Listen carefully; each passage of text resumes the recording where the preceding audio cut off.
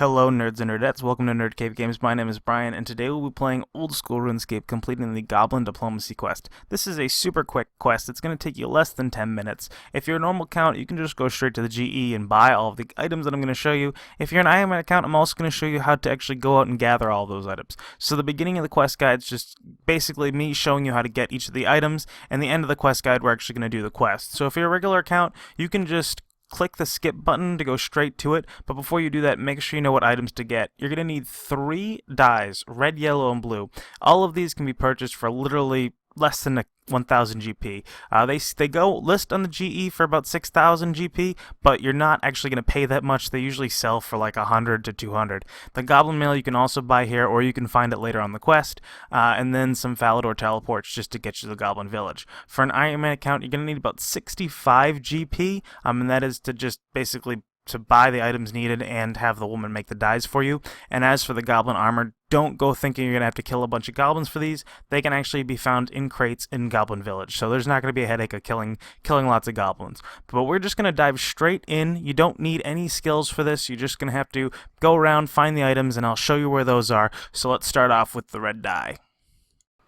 For the red dye, you're going to need 3 sets of red berries. As shown on the map, you can find these in the southeast portion of Varrock, right next to the wall. The bush that grows here only produces 2 sets of berries, so you might have to switch worlds to get the third, but make sure you get 3 sets of berries. A lot of people mess up and only get 2, and you're going to need 3 in order to make the dye. You can also purchase berries at the Port Sarim grocery store, but this guy's stock is all over the place, so in some worlds you might find all 3, in others you might just find 1, so you'll have to jump around to get the full set.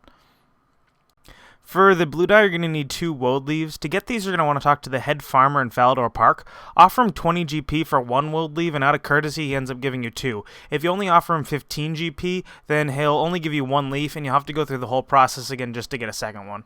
And finally, for the yellow dye, you'll need to go to the small farming patch next to Meslar's Mage, which is in the upper part of Remington, and here you can just pick 2 onions out of the huge onion farm.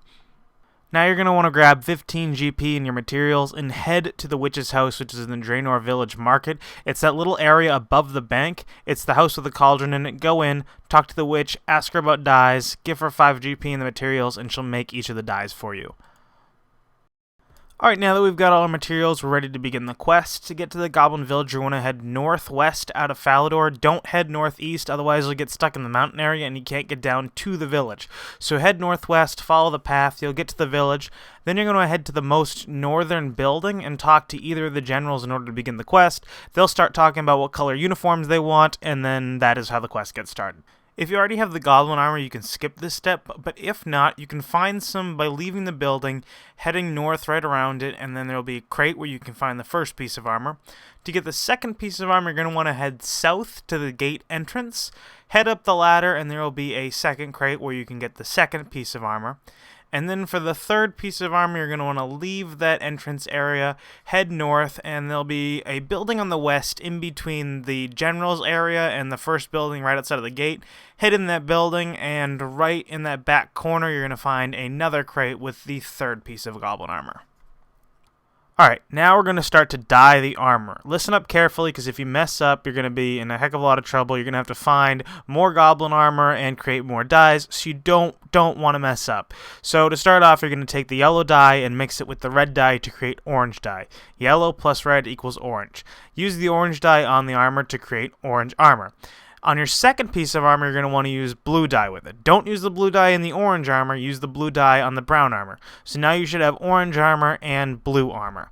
And then finally, you're just going to have regular plain old brown armor, and that's the color they want. So now you're going to start talking to the general, going through the dialogue, and basically what's going to happen is you're going to have to go through each of these options. You're going to give him the orange armor. He's going to put the orange armor on one of his goblins. The goblin's going to come down the runway, show it off, go back in. Generals are going to argue a bit and then decide that they want blue armor. So you give them the blue armor. They put it on the goblin. He goes to the runway again. They decide they don't necessarily like it, and then they just want regular brown armor, which is the brand new thing. Give them the brown armor. They put the brown armor on the goblin. The goblin comes out wearing the brown armor. They both agree, thank you, and then congratulate you for completing the quest. That's going to do it for today's video, guys. If you enjoyed the video, make sure you give it a thumbs up. If you have any comments, suggestions, or other things you'd like to see in future quest guides, leave those down below as well. I plan on releasing quest guides for all the quests as I complete them, as well as a Road to Questcape series. So stay tuned for that, and that is where I'm going to leave you guys. So remember, get out there, do your best and successful follow, and have a nice day.